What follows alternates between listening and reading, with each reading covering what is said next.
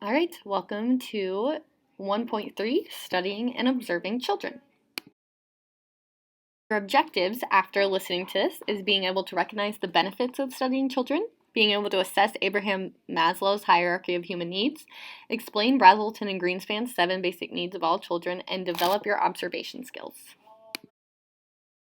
Okay, there are many benefits to studying children. Okay, learning about children is going to help you better understand yourself as you continue to develop. One of your future goals may be to become a responsible parent, and studying children will help you achieve that. You may be even interested in a career in the child-related field. All adults, regardless of parenthood or career, we have a responsibility to protect children, so it's very good that you're taking this class. Okay, so that first reason, understanding yourself. Many adults are not fully aware that who they are today is a result of the children that they once were. As you study children, you can gain insight into your own growth, development, and values. You can also understand how your values affect your feelings about and your reactions to children. So if you're a big child person, you love being around children, versus if you don't, you might be able to understand why after you take this class. This knowledge will also help you learn better ways in which to care for children. Studying children can help you develop too. It can help you appreciate all that goes into taking first steps or saying a first word. When you help a child overcome a fear or learn a new skill, you're going to feel good about that. Children can share gifts that adults often outgrow. They have an awe for beauty. They are very frank about things. If a kid tells you you're fat, I'm sorry, you're fat. They don't lie. And their world of magic just pleases us adults because we're so interested in hearing the crazy things that they say. Okay, another reason to study children is so that you can become a responsible parent. Okay, parenting is a huge mind-boggling task. How much we know about children is a lot. However, if you don't put yourself in those shoes and learn about the research and understand what we do know about children, then you might not be a great parent. The more you know about children, the better parent you will be. Okay, a responsible parent meets all of their children's needs. So by studying, you will know your child's needs at each stage of development and the best way to respond to those needs. Okay, another one is working with children. In the past, we thought that all the knowledge and skills that we needed for child-related careers, like parenting, came naturally to us, but that is not true. A lot of people felt that just being raised in a family teaches you everything that you need to know about children and how to care for children, but that's not true. Today, we know that understanding children requires a lot of careful study. Changes continue to take place in society and in families, and these changes require people to know a lot more about children's growth and development than what they are able to observe in their own families. Adults with child-related careers should study children. Some careers may seem to focus mainly on one aspect of child's development, but the child is a whole person. Anyone who is preparing for a child-related career should know something about all aspects of a child's growth and development: their intellectual, their physical, their social, emotional. Okay, learning more about children will enable workers in child-related careers to provide better care for children. So if you're one of those, that's very important.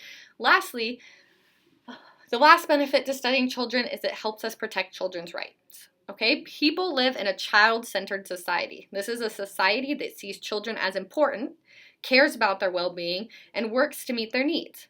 Some children also experience a great deal of harm through abuse and neglect. Children need safe environments. They need homes, schools, and other places where they can develop to their full potential. All children should have the chance to grow in an environment that promotes their health and well-being. By studying children, you will learn how to provide these safe places. In the U.S., parents have the rights of guardianship and can determine their children's upbringing. For example, your parents control your level of financial support. They also control your religious and moral teachings, as well as your education and healthcare choices. The state can only come between a parent and child if the court feels that the child needs more protection than the parent is giving them. Each state makes laws and policy to protect children. The state can make laws to develop child welfare services. Each state has a department concerned with children's welfare and the obligations and responsibilities of parents. These state departments are called Department of Human Services or Child Protective Services. These offices are staffed with caseworkers who work to make sure laws and policies are being carried out by families who have children who are minors, so under the age of 18 or Nebraska 19. For example, laws exist regarding the quality of child care programs, school attendance, child labor, and illegal drug sales to help protect children in society.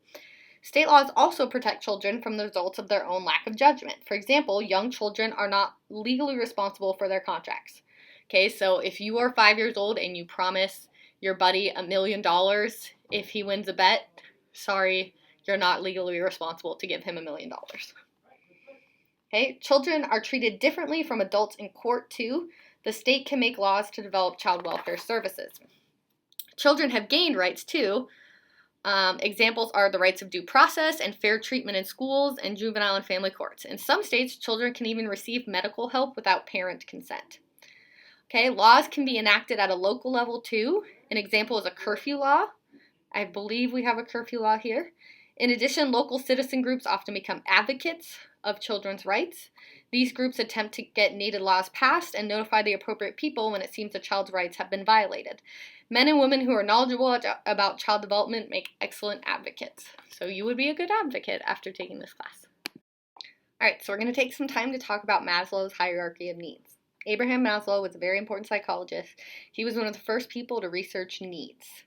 Okay, and so as a good responsible parent, you need to be able to meet all of your child's needs. Okay, although his ideas were used to understand what motivates workers, his model was later extended to child development. According to Maslow, people strive to fulfill the needs in their hierarchy. Okay, that's on the screen, that little triangle. He called this the hierarchy of human needs. The first 4 levels are basic needs. These are your inborn needs. Okay, the first level includes all your physical needs. The other 3 levels are psychological needs that are related to your feelings of love, security, acceptance, and esteem. In addition to basic needs, he created a 5th level for higher level needs called self-actualization. This means to grow and feel fulfilled as a person.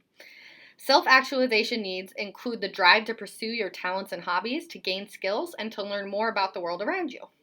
Education helps meet a person's self-actualization needs. So the education you're getting right now is hopefully helping to meet your need for self-actualization at the top of the pyramid.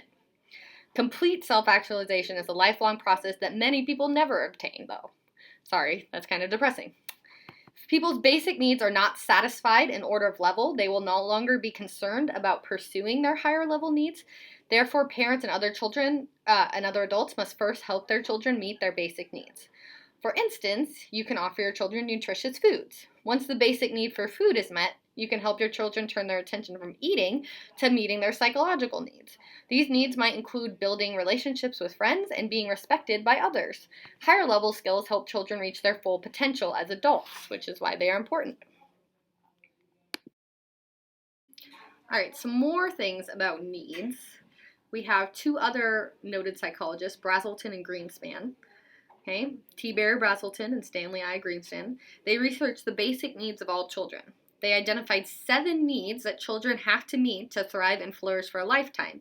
They call these the irreducible needs of children. Irreducible means impossible to make smaller or simpler. So these are the basic needs of all children. Okay, the needs include, number 1, ongoing nurturing relationships. Okay, a nurturing relationship is critical for all development. Children from birth through preschool years need nurturing interactions most of their waking hours. If this relationship is absent or interrupted, children are apt to develop disorders in their intellectual, social, and emotional development. The next need is physical protection, safety, and regulation. Children need an environment both before and after birth that protects them from physical and emotional harm. For example, this includes appropriate food, clothing, and shelter and protection from toxins, harm, and any other form of abuse. The next one they have is experiences tailored to individual differences. Each child has a unique temperament and a way of relating to the world of matter and people. Parents need to match the child's strengths and weaknesses with their experiences. In this way, a child will achieve his or her potential. The next irreducible need is experiences that are developmentally appropriate. Each child needs experiences tailored to his or her stage of development. Parents and those working in child-related careers need to know and apply best practices for each stage of development as the child matures. The next need is limit setting, structure, and expectations. Children need structure and discipline in their lives.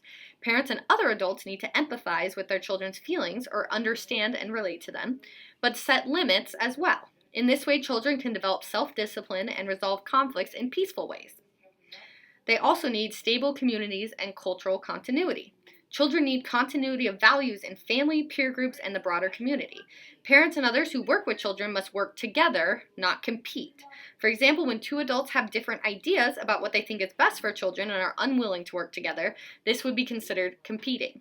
Lastly, they have the need for protecting the future. People live in an interdependent nation and world. Adults must meet the needs of all children. To protect the future for one child, we have to protect the future for all of them. So I want you guys to think, what would you do? Someone tells you that childcare skills come naturally. How would you explain to this person that working in a child-related career requires lots of careful study? So think about how you would explain that to them. All right, so the Convention on the Rights of the Child, which took place at the United Nations, wrote 54 articles that set out the rights of every child in the world. These rights are given under 11 major categories. Okay? Category 1, an identity. The government should protect children's names, family ties, and nationalities. Number 2, a family. Children should be able to live with their parents unless this is not in the child's best interest. Parents have the responsibility for raising children with government support. Number 3, children have the right to express themselves and have access to information. Children have the right to express their views, have freedom of thought, conscience, and religion, and obtain information. Number 4, children have the right to a safe and healthy life. Children have the right to life. The government should do all it can to make sure children survive and develop. Children should have access to medical services and a decent standard of living. Number 6, special protection in times of war. Children who are refugees are entitled to special protection. Children who are under 15 should not take part in armed conflicts, so no child soldiers. Number 7, an education. Primary education should be free and required of all children. Secondary education should be accessible to all children. Next one, special care for the disabled. Children with disabilities have the right to special care, education, and training. Number 9, protection from discrimination. All rights apply to all children. Children have the right to practice their own cultures, religions, and languages. Number 10, protection from abuse. Children shall be protected against abuse and neglect. Government shall be involved with laws and programs concerned with abuse. Number 11, protection from harmful work. Children have the right to rest, leisure, play, and participation in cultural and artistic activities. Children have the right to be protected from having to participate in work that threatens their health, education, and development. Lastly, special treatment if arrested. Children are entitled to assistance and treatment that respect their rights. And those are the rights that all children have across the world, or should if they belong to the United Nations, which not all countries do. All right, why should we observe children? By observing children, you can learn about their growth and development. To observe children, you must focus on a task, and that is what you want to learn. For example, are boys in the block center more often than girls, and if so, why? As you observe, you learn more about children when using your mind to see more.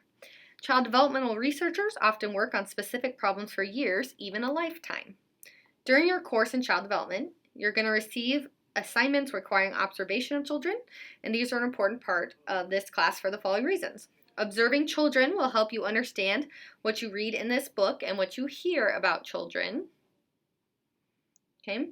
At the same time, you will learn from your reading and class activities will help you to learn more when you observe too. What you observe will depend on the purpose of the observation. Because this course looks at the sequence of children's growth and development, you consider these principles when you observe. You too will notice behaviors that are not part of your assigned work. You will want to ask questions about what you see. This is how professional researchers learn. Like professional researchers, your assignment may cause you want to learn more about a behavior. For example, you may see 3-year-olds reciting numbers from 1 to 10. Does this mean they can count objects from 1 to 10? To find out, you may need to observe behavior more closely.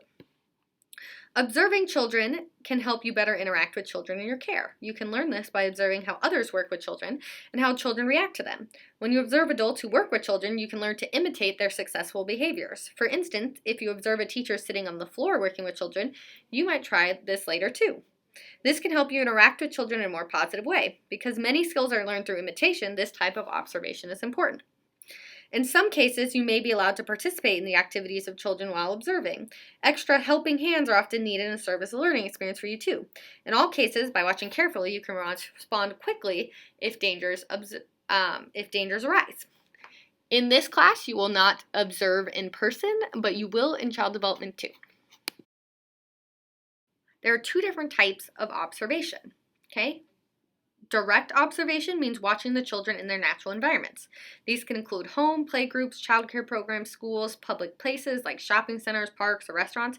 Most direct observations occur in these type of places. Researchers will often set up special laboratory settings where they can do direct observations of behaviors that do not occur in a natural environment. They may need to observe, for example, how a baby reacts when mom leaves the room and a stranger enters. That's called the strange situation experiment. Researchers also use laboratory observations to speed up the observation process. Suppose they want to observe a child balancing skills. If they go to a park with a balance beam, they may wait hours before they observe enough children to form a sample for their study. In a lab, children could arrive at the setting, walk the beam, and leave. Researchers also use laboratory settings when special equipment is needed. Observations set in labs cannot answer all questions. For instance, it would be very hard for researchers to know if children really like playing on the balance beam because they force them to. Although some information in our course is going to come from research in a lab setting, this is not the way that you're going to observe. You are going to begin by watching videos of children in natural settings, right? And then indirect observation. Direct observation is the main way to learn about children, but we also use other methods. Sometimes you want to see something more in detail or check direct observations. This is indirect observation. This might include asking questions of parents, teachers, or children. It also includes observing products children make, like artwork, or the stories that children write. Studying test scores is also indirect observation. A researcher can gather data a lot more quickly through indirect observation than through direct observation. And although you can learn a lot from indirect observations, like children's artwork, you can learn even more when you observe the children making these products. For example, by looking at a drawing, you can notice the child has colored outside the lines. How can you tell if this is due to a lack of motor control, a damaged crayon, or a rushed coloring job? Only observing them directly would tell you the answer to those questions. Okay, so I want you guys to think about what you could learn about this child by observing their piece of art that's on this screen. So think about that.